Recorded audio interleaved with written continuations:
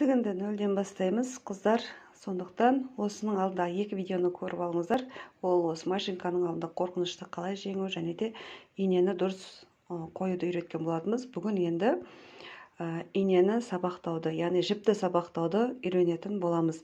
Ол үшін енді әр машинка әртүрлі болады. Жалпы осындай бытовой машинкалардың көбісінде арнайы мынандай белгілер көрсетіп қойылған. Не көріп тұрсыздар ма? Енді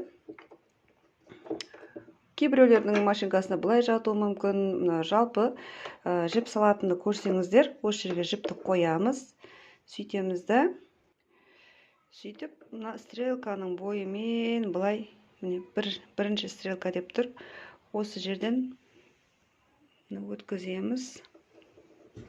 Мына жерде 2 деп тұр. Осы жерден айналдырамыз.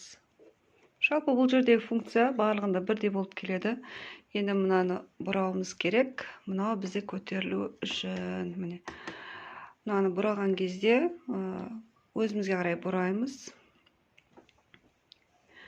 Сөйтіп, мінекей, жоғары жағында тағы да стрелкамен 3, 4, мінекей, и 5.